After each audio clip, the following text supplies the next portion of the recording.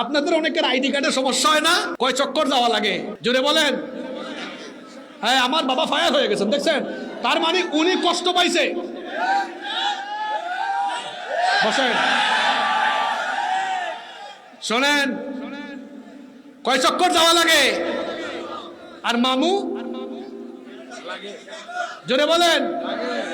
আর ক্ষেত্র বিশেষে দেখা যায় কয়েক ঘন্টায় হয়ে যায়। আপনাদের দেশের আইন কি সমান? জোরে বলেন, আইন কি সমান? তাহলে যারা বলে আইন সবার জন্য সমান, এটা একটা মারাত্মক প্রতারণা। এই দেশে ক্ষমতা আর টাকা আছে যার, আইন না না না না, আইনের কোনো বালাই নাই তার। যার টাকা আছে, ক্ষমতা আছে, আইন তার পায়ের নিচে থাকে। যার টাকা নাই, ক্ষমতা নাই, তার আইনের কিছুই নাই। একবার আমার পাসপোর্টে ভুল হয়েছিল। এই পাসপোর্টটা কারেকশনে পাঠাইয়া প্রথমবার আমার কাছে পয়সা দাবি করেছে। আমি বলছি 1 টাকাও দিব না। ঘুষ দেওয়াও অন্যায়, নেওয়াও। ওই ডিজি, পাসপোর্ট অফিসের প্রধান, যে ওরে কি বলে জানি, ডিজি তো বলে না, আর কি জানি বলে, ওর সাথে আমি তর্ক করলাম। বললাম আমি তো হুজুর মানুষ, এটা আমি করব না। পরবর্তীতে এটা ঠিক হয়ে আসছে, লম্বা একটা সময় লাগছে। 16 দিন হয়ে গেল আমার ভাই শহীদ শরীফ উসমান হাদি, তার পরিবার এখনো ন্যায় বিচার পায়নি। আমরা সরকারের কাছে জানতে চাই, কেন আমার ভাই এখনো ন্যায় বিচার পেল না? কেন তার খুনিদেরকে এখনো ধরা গেল না? জাতি তার পরিষ্কার উত্তর জানতে চায়। স্বরাষ্ট্র উপদেষ্টা, আইন উপদেষ্টার কাছে এই জাতির লোকদের প্রশ্ন, কেন এখনো তাদেরকে গ্রেফতার করা হলো না? তাহলে কি উপরে উপরে মশারি ফেলাইয়া, মশারি উপর থেকে ফেলে যেমন মশারির তলার লোককে মশা থেকে বাঁচানো হয়, আপনারাও কি এইরকম উপর থেকে মশারি ফেলাইয়া অপরাধীদেরকে বাঁচাতে চাচ্ছেন নাকি? এটা আমাদের আজকে প্রশ্ন। অপরাধী কোথায় গেল? কেন তাকে ধরা হলো না? আমার ভাই শরীফ উসমান মরে গিয়েও অমর, বেঁচে আছে, এখনো বেঁচে আছে। মরে গিয়েও এখনো বেঁচে আছে। কোথায়? আমাদের হৃদয়ে বেঁচে আছে। ঠিক না বেঠিক? আর যারা আল্লাহর পথে জীবন দেয়, তারা কি কখনো মরে? আল্লাহর পথে যারা জীবন দিল, তাদেরকে মৃত বলো না। কোরআনের পথে যারা শহীদ হলো, তাদেরকে মৃত বলো না। ন্যায়ের পথে যারা জীবন দিল, তাদেরকে মৃত বলো না। অন্যায় আর মিথ্যার সাথে আপোষ করেনি তারা কোনো মতে। লাল তাজা খুন ঢেলে দিয়ে গেছে এই নগরীর বহু রাজপথে। মৃত্যু তাদের কাছে নয় তো মৃত্যু আরেক নাম নবজীবনের।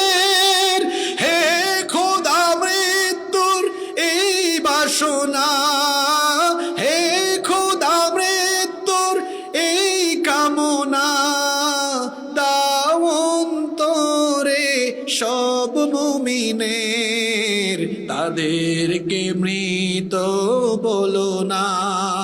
ন্যায়ের পথে যারা জীবন দিল, তাদেরকে মৃত বলো না। ইনসাফের পথে যারা শহীদ হলো, তাদেরকে মৃত বলো না। এরা কখনো মারা যায় না, এরা মরেও মানুষের হৃদয়ে অমর হয়ে বেঁচে থাকে। এরা কখনো ইতিহাসের পাতা থেকে হারায় না। শহীদ শরীফ উসমান আমার ভাইয়ের নাম ইতিহাসের পাতায় স্বর্ণাক্ষরে সারা জীবন লেখা থাকবে। অথর্ব উপদেষ্টা বলে শহীদ শরীফ উসমানের হত্যাকারীকে ধরিয়ে দিতে পারলে 50 লক্ষ টাকা পুরস্কার দেওয়া হবে। আচ্ছা, অপরাধী যদি আমরাই ধরে দেই তাহলে এনএসআই, ডিবি, ডিজিএফআই এদের কামটা কি? পুলিশের কাজটা কি? আমাদের পয়সায় বেতন খেয়ে, আমাদের পয়সায় রেশন ভোগ করে যদি আমাদেরকে নিরাপত্তা দিতে না পারেন, ওই জায়গায় থাকার আপনাদের কোনো যোগ্যতা নাই। বিজিবি সীমান্তে কি চৌকিদারি করে? শুনলাম পাশের দেশে অনেকে চলে যায়। কি করেন ওখানে আপনারা? এদেশে আইন শৃঙ্খলা বাহিনী রাষ্ট্র তাদেরকে নিয়োজিত করেছে জননিরাপত্তার জন্য। আজকে আমরা কি দেখতে পাচ্ছি? জননিরাপত্তা বিঘ্নিত হচ্ছে, জননিরাপত্তা বিঘ্নিত হচ্ছে। আমার ভাই শরীফ উসমান 15-16 দিন হয়ে গেল, এখনো তার খুনির কোনো হদিস পাওয়া গেল না, তাকে গ্রেফতার করা হলো না। সরকারকে বলছি, যদি আমার ভাই শরীফ উসমান বিন হাদি তার খুনিদেরকে অতি শীঘ্রই গ্রেফতার করে বিচারের আওতায় নিয়ে না আসতে পারেন, তাহলে এই দেশের জনগণ চুপ করে বসে থাকবে না, একেবারে আপনাদের সচিবালয় পর্যন্ত ঘেরাও করে অবরুদ্ধ করে দেওয়া হবে। আর ইন্ডিয়ান যত লেসপেন্সার, ভারতীয় সেবাদাস, ভারতের পা চাটা যত গুলামেরা, তারা যদি মনে করে যে উসমানের মতো বিপ্লবী কণ্ঠস্বর গুলোকে তারা থামিয়ে দিবে, এই দেশে তাদের এজেন্ডা আবার পুনঃবাস্তবায়নের প্রচেষ্টা তারা চালাবে, তো আমরা বলবো ভাই, তোমাদের এই স্বপ্ন দেখতে দেখতে স্বপ্ন দুষ হয়ে তোমাদের স্বপ্ন দুঃস্বপ্নে পরিণত হয়ে যাবে। আমরা বেঁচে থাকতে এই দেশে আপামর ছাত্র জনতা, জেনজি, যাদেরকে আমি বলি একরুখা, যেটা বুঝছে তো বুঝছে, এই জেনজি বেঁচে থাকতে এই দেশে ভারতীয় আধিপত্যবাদ আর কোনোদিনও কায়েম করতে দেওয়া হবে না। আমরা কারো দাস হয়ে, গোলাম হয়ে এই দেশে আমরা থাকবো না। আমরা স্বাধীন সার্বভৌম এই দেশে মাথা উঁচু করে আমরা আমাদের এই দেশে স্বাধীনভাবে বসবাস করব। সম্মানিত ভাইয়েরা, আমি বলছিলাম আপনাদের দেশের ন্যায় বিচারের সমস্যা আছে। আল্লাহর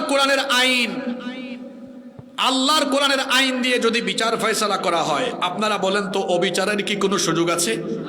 আসতে বললেন কেন? জোরে বলেন, সুযোগ আছে?